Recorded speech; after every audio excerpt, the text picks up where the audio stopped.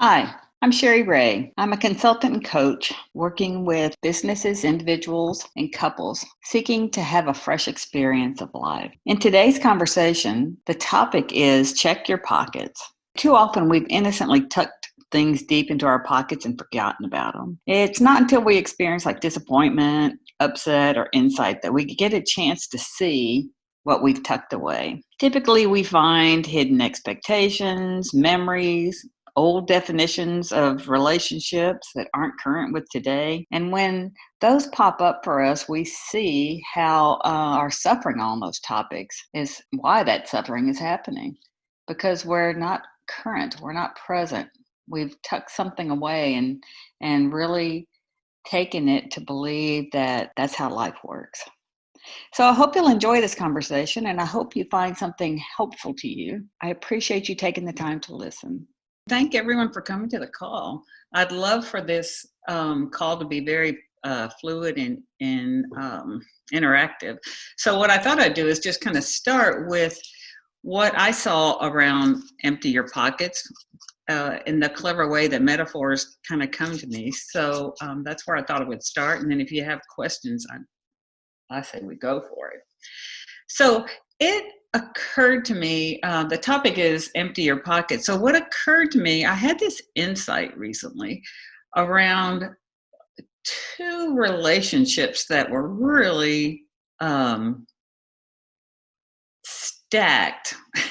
It's it's all so much clearer after the fact, but they were so stacked with expectations and definitions and ideas and they're long-term relationships. And this is another one of those things that kind of happens in 2020 that seems to be happening all over the place about these opportunities to wake up to things. These two particular relationships, one is like 55 years long and another one's like 40 something years long.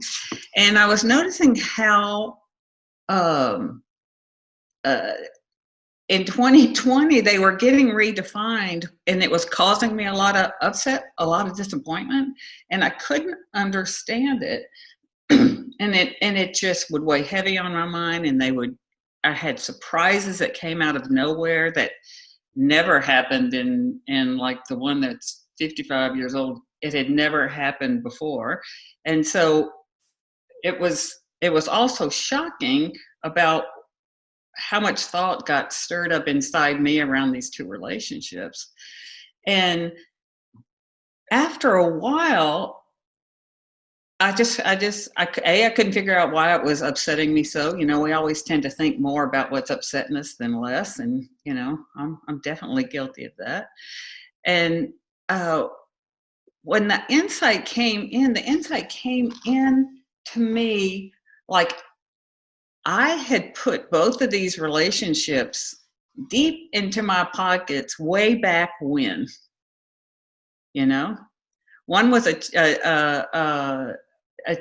childhood relationship, and another one is a family relationship, and I didn't see that they weren't current definitions of the relationship. They were all based on these concepts and definitions and historical data and personal experiences of these relationships, but none of them were current. And I just, my mind had just grabbed them and put them in my pockets, and it got me to thinking about how much I carry in my pockets: concepts, ideas, definitions, beliefs, the way it looks like life works, all these things that over time, if we're fortunate enough to live long enough, we just keep stuffing these things in our pocket. And so as I noticed that with these two relationships, it was like, everything that caused me suffering was my mind would try to match today's circumstances of the relationship and how it once was. the memories of the relationship, how it is today, how it was, the connection that was there then, the shift and change of connection that is today, So I was kind of in between those things, and in the middle of those two things was me suffering, kind of wondering, what have I done wrong? What's happening? I don't know how to fix this. So what I saw was in these two examples, I didn't have a clean definition. I mean, I didn't have a clean experience of these two relationships. They weren't clean in the sense of they weren't free of my expectations, my definitions. I don't know what their definitions were, but I know mine were, how a friend shows up in the world. A real friend is ... you know a, a, a good relative does ... So that's I'm kind of repetitive, but it's that, how many of those concepts and ideas I carried that would contaminate this moment and my ability to connect with these two people, because even if I reached out to want to connect to them, pow, they weren't meeting my expectations. I'd be disappointed and, not to be melodramatic, but heartbroken. But that was really my experience. I was heartbroken because it wasn't happening. I would kind of bat the ball back over the net, but nothing would come back. So of course my mind would go into trying to make a strategy of, well, that means I'm not reaching out again. Oh, well, then that means they don't care. That means, y'all live in the same mental soup of how many ways stuff gets made up when life life in real time doesn't match our expectations. At least that's the way it plays out for me. Life shows up, and then all of my ideas, concepts, definitions come in to see if it's a Velcro match. And then if it's not, I suffer. So, in that way, I noticed that, and kind of realizing how much of these two relationships were loaded on my side. It just occurred to me, what if I emptied my pockets and I didn't have anything, really anything on these two relationships? What could happen? What could happen? And so I started playing with that, going, what if all these ideas that I have are truly just mine? They're not shared they're not a reflection of the world. They're just a reflection of what my mind has made up in these situations. But really, with these two situations, they had been in place for so long, like 40 plus years and 55 years. In my innocence, I really thought that was how life was, because they'd been so consistent for so long. It was really a gift to have these long-term relationships, but I really saw them as these are a reflection of life, not a reflection of how I'm holding them. In all of my ideas and concepts and expectations and definitions and hopes and dreams and wishes and desires and all that I found deep into my pockets once I started to wake up from this. So as it kind of unfolded, and this was my attempt to step outside of all my ideas and concepts. They're still there. they're like the neighbor's barking dog. They're still there, but I'm trying to not listen to them so much, try to not be so oriented to them so much, trying to not really trying to step out of them and step into as clean a space as humanly possible for me at the moment. No perfection, but just like, okay, if I see how that I could live in that soup and live in that story and live in those uh, uh, definitions of relationships. Thank you, Wendy. I'm going to come back to that. Thank you. Thank you. So, and I appreciate the input. So,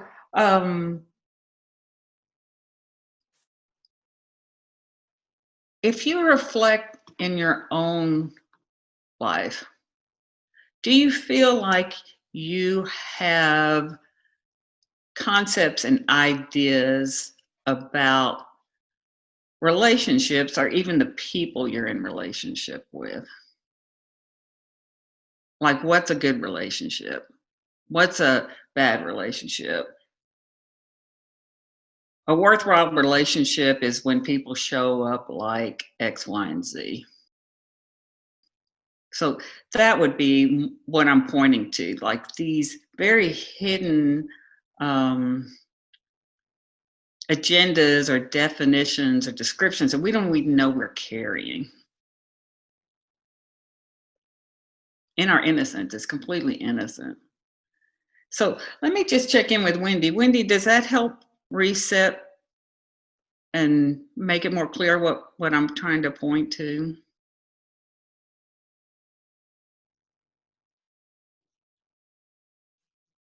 If not, let me know. If not, let me know. So, so this is the other point I'm trying to say is, if we don't even need to wake up to what those definitions and concepts are. What will be our feedback system is if we're suffering around, certain topics. I'm using relationships for an example, but on any topic where we find ourselves suffering or having disappointment or having problems that we need to solve, I think that would be a place of checking your pockets to see what you're holding on those things. What am I holding on that? In a place of reflection.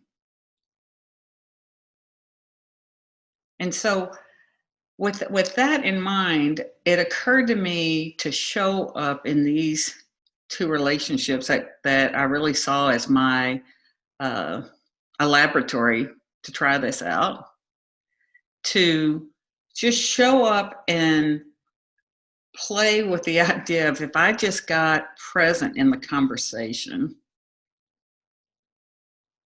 just present in the conversation, that was really all that was, not all, but that was really what was going to be most helpful to me, to see who these people were and to see what this relationship is with empty pockets, like showing up with nothing on how I show up, how they show up, to be curious about who's this person today, not who we were in 7th grade riding our bikes around town. It's like, who is this person today? And what I found is, for me, the place that helps me relax is that I don't have to carry anything to the conversation. I don't need to thank you, Wendy. I don't need to protect myself, or I don't need to know the right thing to say. I don't need to run ahead of the conversation and say, well, gosh, when I used to bring that up, that used to really irritate her. I'm not going to bring that up. all these kind of agendas and strategies that we might drag into a very clean, open place of potential and possibility. And I would catch myself doing that, going, oh, I don't want to ask too many questions. She'll think I'm getting in her business. That always makes her mad. I don't want to, do I need to text before I just pick up the phone and call? All of this kind of very innocent strategizing in order to be in relationship, which was a lot of work for me. That's the part that I found so interesting. Is once I emptied my pockets, all I need to do is show up and address like who this person is right now, what's going on, and not be so concerned with my concepts of right and wrong and good and bad, can and can't, because if what they say is true, the theys in the world, that our wisdom, our solutions, what we need to know in the moment will show up in the moment. It just occurred to me, how can I show up clearer in the moment and see what shows up with nothing, kind of looking in the direction that's opposites to all my strategies, opposites to trying to stay safe and protected and free of disappointment. And, I don't know if it feels like that, y'all, but it really feels like that as I reflect, like running a marathon, to be in relationship with somebody and to seeing that feeling like I'm running a marathon is all on my side of the line. They're not doing anything. They haven't even picked up the phone yet. And I'm on my 26th mile of anticipating, doing some agendas, just checking it out, who I need to be on the call to be a good friend. So I'm curious, just in this moment, if what you're hearing in any of that, and if it even relates to anything that you can see in your own experience of life or your own experience of relationships, or when a perfectly clear moment gets contaminated by our ideas and concepts that we carry, that we don't even realize we carry. Ellen. I hope that the video on is not distracting. I'm babysitting. Oh, no, it's precious. It's wonderful, Sarah. So, having this grandchild in my life has been like such an example of everything that you're saying, because there is nothing other than what's present when I'm with her. And I see the difference in other relationships for sure. And that when I remind myself,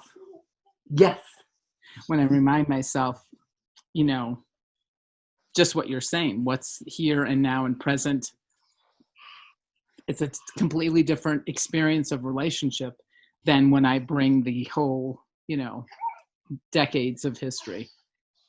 Exactly. And it's like I heard an expectant mom say this the other day, and I thought it was so relevant to what this topic that's been on my plate is, that she doesn't want to know if it's a male or female baby.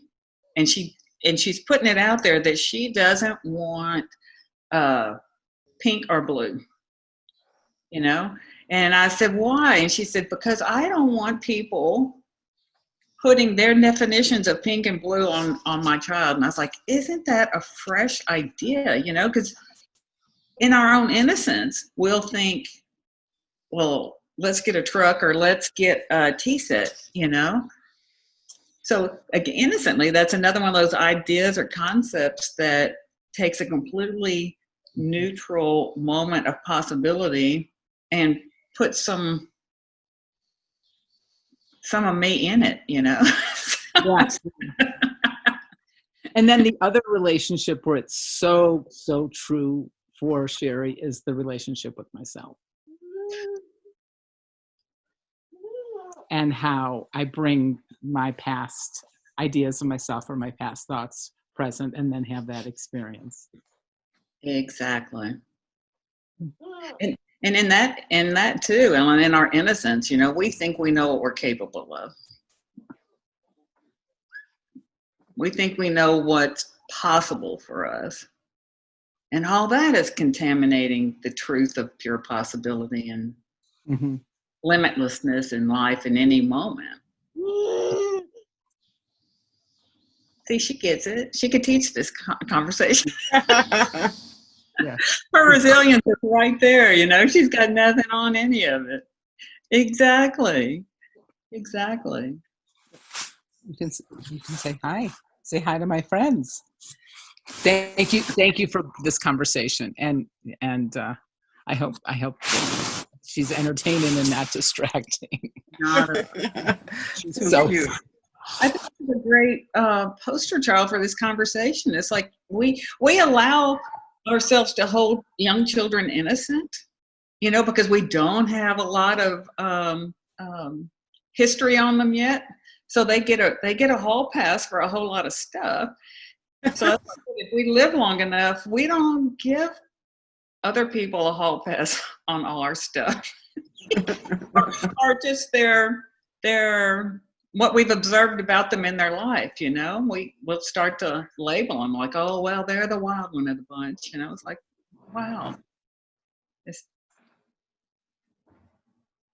And my final words are just like how subtle it all is. Very subtle. Very subtle.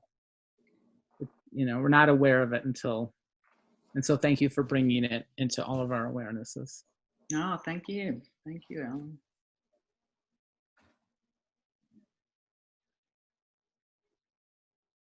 Anybody else have any ideas on what might be striking a chord in you? I would like to share. It's Rachel. Great, Rachel. Hi, thank you so much. And hi, everyone. Hi, Ellen. Kinneret. So the concept of emptying your pocket, the moment you said that, the topic, I was like, oh, wow, how timely. Because in our tradition, this is the time, you know, I'm Jewish and we have the New Year now, and we actually have this tradition where we go to a water source, a river, a pond, somewhere, and we literally take our pockets out and empty our pockets. Really? Yeah, but those are for our sins. Those are for our wrongdoings in the last year. So we are actually doing that to clear up our pockets. I'm sorry, my phone is ringing, the landline. One more and it's going to be done. Sorry about that. No problem. Yeah, I told you it's going to be done.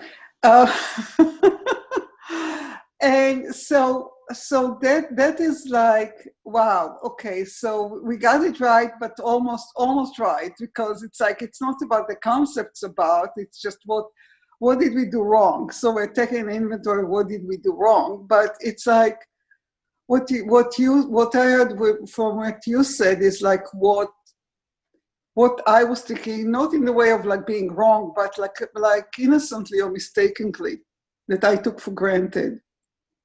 And I added this morning, like Helen said, about my relationship with myself. I'm dealing with cancer, and I went today to see the doctor. Of course, I didn't want to see him, and I had my CT scans test back, and the liver lesions have grown. And I was already prepared before, like I already threw the fit here, you know, on Thursday when I did the test. I was like a mess. And so today I was like less of an upset about it. But even that thought that I have control over it, that thought that everything that I'm doing can control it, that thought that, that I know, that I can, or that I can't. So it's like it's both ends. It's like going from I'm powerful and I'm going to do and seek whatever is out there and I'm going to control the situation. And that's true not just with cancer for me. It's true for construction, and Ellen is laughing because she knows me well. It's true for, yeah. And it's true for every situation. I either am absolutely, it's up to me, or it's absolutely I'm failed and there's nothing I can do. And I'm going into absolute disappointment and I'm no good, I'm not capable, I'm a failure, I'm a victim, I'm doomed. And it's like I'm seeing that. I see this way of thinking of like I'm giving up. And then 5 minutes later, I'm like, I can't give up. I have to do something. What can I do now? And it's just like this thing of like, rather than being in the moment of, okay, well, let's gather some information. Let's just breathe. And as far as relationships, oh my God, I had a lifelong relationship with my brother that was, actually did the master, like a full year of master degree semester on that relationship, and at the University of Santa Monica, and it still years later was like rocky, because I was holding how a brother is supposed to care and behave, and now family needs to look like, and how my sister-in-law needs to show up, and then I was dismissing all my other relationships that weren't family because they weren't family. And it was interesting because the moment I let go of that and I just accepted what is, and I started seeing how people show up, and rather than holding one person, like if this person shows up a certain way, then I'm okay. I released that to the concept of like, okay, this person can show up this way and this person shows up this way and this person just shows up. One is just texting and one is calling and one can drive me and one can buy me some groceries and one is calling me once every 6 months and one is when I post something, they post something, or just then somebody is just saying like. And it became this, like it's like my love, my support, my relationships are coming from spirit. Mm-hmm. The spirit is my supplier of my relationships, of my love, of my, care in the world, like the extended care. And the moment I got to see that and experience that, suddenly my brother is off the hook. And I stopped being jealous at his relationship, in his family, and his kids, and all of that. And I'm like, whenever he's calling, I'm loving. That's it, And I'm showing up the way I can show up at that moment. But I'm no longer holding him hostage. That's beautiful, Rachel. And for you, when you do make contact with him, do you feel like you're having a better quality connection just with him? I guess it's more of being present. There's no expectation. No. But I mean, perfect. Yeah. Well, for me, it's better. I mean, if you ask him, we always had a fabulous relationship. where I thought we had none. He always thought everything was fine. Everything was great. And for me, it was like, what are you talking about? Perfect example. That what was in your pockets and what's in his pockets are completely different. Totally different. But because I don't have strings attached, there's no expectation for him to call me just because he knows I had my CT scan on Thursday and I went to the doctor today. And I would in the past say, and I still think that a normal brother would at least, you don't need to remember anything because that's too hard, but you have like your smart iPhone and you can log it in and you can put a note to myself, call sister because, just do that. I mean, you don't really need to really care that much. Just follow up, just do, and this is an highly intelligent, very, a senior VP at the company, blah, blah, blah. It's not like somebody who is like really like, is like on the autistic, mentally challenged or something. No, he's just emotionally challenged, but that's a different story. But the moment my experience, there's no bitter taste for me after. So basically, my landscape is prettier. My flowers are brighter, because it's like, oh well. So I don't go because I would have every conversation with him. Every word became a full story of what it meant, what he said, and how he said it. And how it, and how, if we have all these ideas and concepts on it's like they could say good morning, and if it say this, see how we would always want to match it back to what we, to use our metaphor today, match it back to what was in my pocket. It's like, how dare he show up and not say X, Y, Z, that you're seeing also clearly that, you're seeing so clearly with your eyes how simple it is, per your perspective of your own, ideas, concepts, and expectation. It's so clear and so obvious he would trip on it in the room, except to him, his pockets are empty on that one. It's very different. He can't see what you're seeing. And that's all innocent. That is so completely innocent. Yeah, and it doesn't matter that I would show him where, where the step stairs or the hole in the floor is. It doesn't matter. He's not going to see that. He can't even see that. I'm like, look, there's a hole here. You're tripping. No, he's going to go and jump right into the hole because in his mind, there's no hole there. In his mind, there's no hole there. And when you say that, I just see too, how many lost opportunities between two people just to be with each other and see who you are and how you are today. Just that innocence, as our mind gets busy about they're not meeting my expectations or my definition of whatever, all of that marathon my mind is running. I mean, I saw this in my, it's like, I can't even just be present and see how are they doing today? What's up with them today? With that said, though, it gives me the freedom to not hold on to those, especially the old-time relationships. It's like really letting them go because I have friends that I really love and I know they love me, but there's nothing there anymore. Right. No harm, no foul. Nobody. Yeah. And it's pleasant when we meet, but it takes too much effort to do that.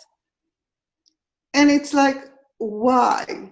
So I can now allow myself to let go of relationships that were like in my pockets for a very long time, just to feel that my pockets are full with friends and relationships of like, there's no need to hold on to relationships and people. No, and there's no need to,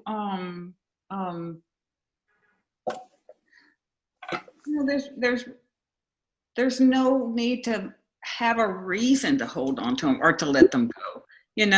It's much more free to just, you don't have to have a reason why you're not in contact. When people go, well, how come you hadn't been around? So it's like, just hasn't worked out. But it doesn't mean anything about them. It doesn't mean anything about me. The space is still very open because in the next minute, like we're all I believe trying to be less influenced by our ideas and concepts and what our mind is making up, trying to be less influenced by that and more curious about just pure potential and possibility. Just pure potential and possibility.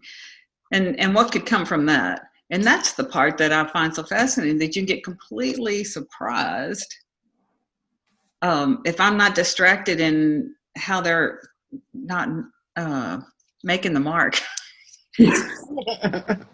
Not meeting my mark of expectation, you know? Yeah. And then, you know, I just love that idea that nobody has to be wrong for the relationship to be in its present state. Thank you, Rachel. Thank you. Anybody else have anything they'd like to? Yes. You have to tell me how to say your name because I don't want to mess it up. Canary. Wonderful. Thank you. Yeah, so I appreciate your talk, and I emptied my pockets in many of my relationships in the last few years. Just anything that I saw that was not harmonious, I just let go of whatever script was running this being about the other person needing to be different than who they are, and whatever meaning that I assigned to them. And shockingly, all my relationships got much better. and that was great. You know, I really went systematically, like person by person, anything that I held on anybody, anything that was in my pocket. And I was like, I'm just going to empty everything. You know, I wrote this down. I looked at everything that was running me, and I was like, I'm not doing that anymore. So really everything got better, and I thought, oh, life is so good and great and wonderful. Yeah. And then I was challenged again, yet again. You know, this one was, you know, with my dad and stepmom. And I'm still challenged. And I'm having a hard time now emptying this pocket because what's coming, it's hard, you know, what's coming at me. You know, COVID-19 did a little number on my finances, and my dad, bless his heart, decided to pay my rent for a year. And I didn't ask. I was fine living in a tent, you know, but he was like, no, I don't want you living in a tent. You know, how about I chip in and I'll pay your rent for a year. And I was like, wow, that is so generous. And I didn't even know what to do with that. Of course, this didn't come just generous. It came with strings attached. And that means that every, I don't know, a week or two, I would get the phone call of, what are you doing? You send resumes. What's going on? You know, and I was happy to share until it got to the point where it was too much for me to handle. And at this point, I said, hey, you know, I love you. I'm happy to share stuff with you. Give me some space. You know, speak to me nicely. Like, ask me from a respectful point, not we're on the same team. Anyway, his wife took over, and she told me I should be ashamed of myself, you know, for how I'm doing my life and how I'm a burden financially. And that was hard. It was hard.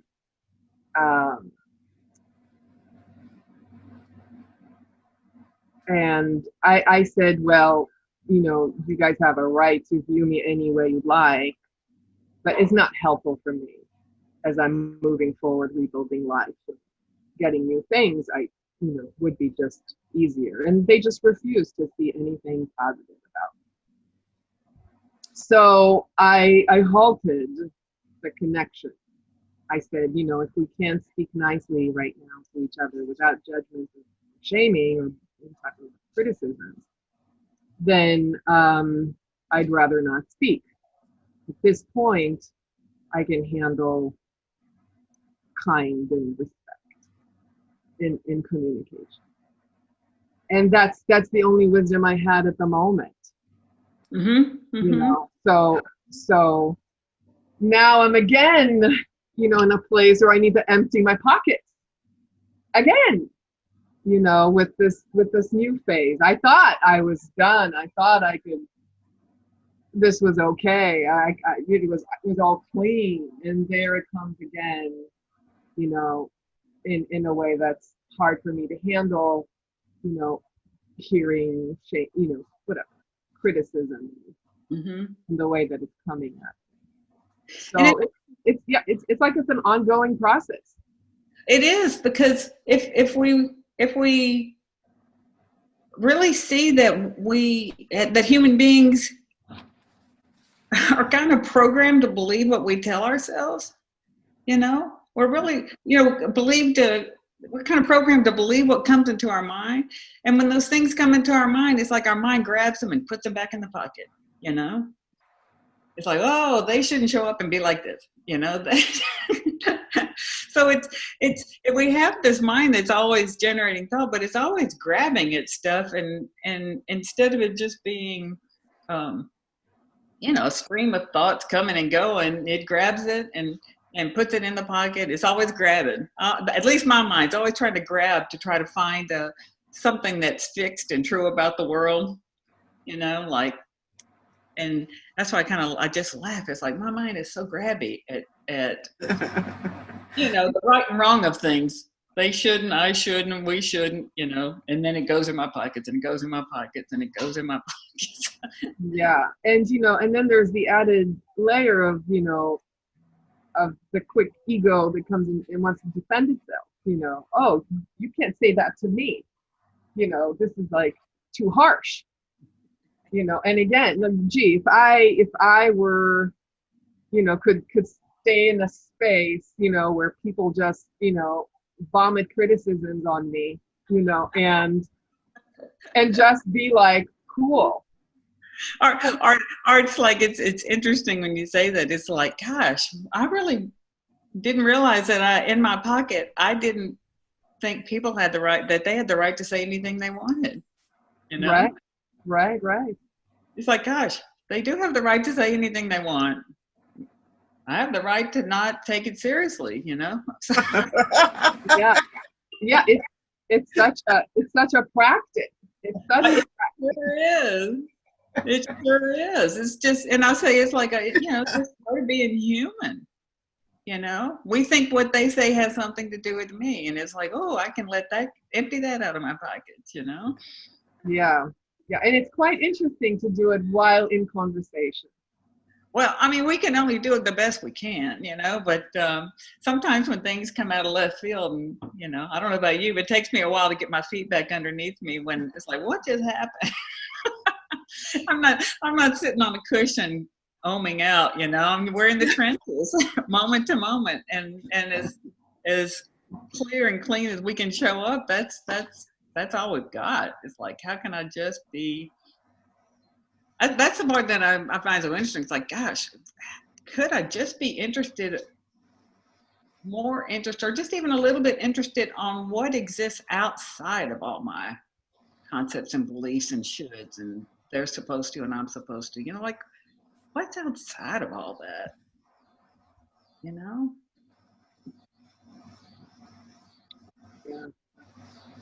And in that way, it's like, if we know we're aligning or kind of looking in the direction of the limitless nature of life, it's really the soul. The only thing that's really limitless in the nature of life, that wisdom, that source of mind, whatever you want to call it in your world. I don't care what you call it, but it's like, I get less interested in all my me-isms about life. I've got so many me-isms about, I bore myself after a while.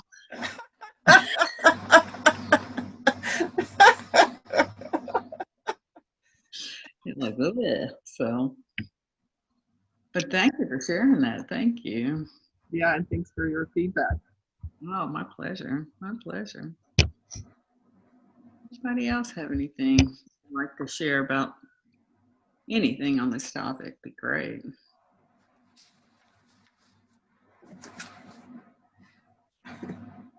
I think just what pops in my head too is just quickly, it's like if you consider this topic as interesting, it applies to any relationship and to anything, of course, but especially even work relationships. A lot of people typecast the people in their career world and think, they pretty much have the lock and key on them and they can just toss it on the shelf because that's who that person is and that's what they're capable of and that's how they're going to show up. And hopefully you can see how that would contaminate any possibility of fresh solutions and ideas and just being with someone. But, the career work relationships are just as loaded as any other ones with our stuff. I just recently had a conversation with someone who, in their mind, they believed an employer should not speak with a stern tone. It's like, and because they really felt like it had something to do with them. And it's like, well, what if it doesn't have anything to do with you? That's just the tone of their voice. Address it if you want, but it doesn't have anything to do with you. And that opened a door of possibility. That's the part I'm saying is like, if we can look outside of my me-isms, there's possibility out there that I'm not seeing. But this wisdom will bring you something, because we're all capable of freshly thinking and ideas and possibilities that we don't see at this moment.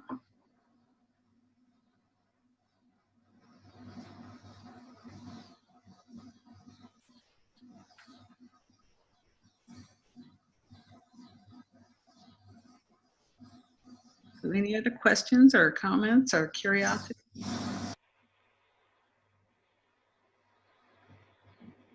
I'll jump in. Great, Marlene. Thank you. I have a younger sister who is just kind of closed mid of her life, I guess is the easiest way to say it. And most of the time I'm quite at peace with that. Like I know that, she's living her life, but other times it's like, I'd kind of like to get my sister back. But when I think of calling her, contacting her, I pull back because in the past, she's really gives me the cold shoulders. So I can imagine the fresh thinking on my side, but not on her side. So if you have any perspective or insight, I would appreciate that. Sure. It's like, if you play the game of you've got nothing to lose. If you really saw, if your pockets were empty, you wouldn't have any concepts, ideas of rejection or what could happen or what she's capable of, what I'm capable of, how she's ever showed up at the past. I love that idea of playing on the house as money or playing with Monopoly money. It's like, well, I can't lose at this game. All it is a phone call. That's it. Right. And especially, I've noticed too, if I come to the call with no expectation, without, I might have butterflies in my tummy. I'm not saying that I'll enter into those conversations and not be wanting to run out of the room too, but it's almost like call me crazy, but what comes to mind to me is I almost put on like a virtual seatbelt going, you're not going anywhere, just stay right here. just stay right here and do the best you can in being present to this conversation, and don't run off, don't run off in your story, don't run off in all my concepts and ideas. It's like, and it really feels like kind of like a Pilates workout, because I'm really strengthening my core to just be present. Yeah. When I have no idea what to say or how to say it, and just launch a conversation. Yeah. I love that virtual seatbelt. Yeah. Just stay here with whatever comes up, and Right. If we really knew at our core we had the capacity for what would show up. If we really knew we have what it takes to stay present in the conversation and respond, if we knew that, we don't know how it's going to show up, but if we really knew I have the capacity to stay in this conversation, even if I don't like it, if I'm not comfortable, I have that capacity. Okay, that's a good point. Just do it as a kind of a test. Well, not so just like as a experiment in a way of being with that. Yeah, it's all for you. You know, that's the way I look at it. It's all for me. It doesn't have anything to do with them. They just, you know, willingly or unwillingly are helping me play this out in my mind. It's all for me.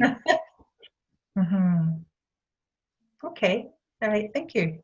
Yeah, and if it doesn't, you know, if you find whatever you find you're feeling at the end, it's like let that go too. You know, because our mind doesn't know how the conversation went. It thinks it does, but it doesn't know how the conversation went because it's going to be measuring it to all that old stuff we had in our pocket.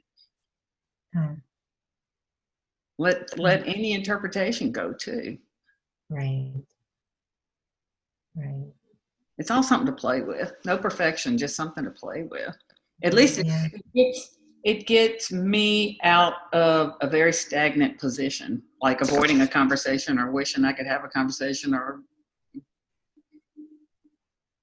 know, I kind of engage with life, and then it won't stay the same whether once I engage with it. Thank you. My pleasure. Nothing to lose. I love playing that game. Nothing to lose. Yeah.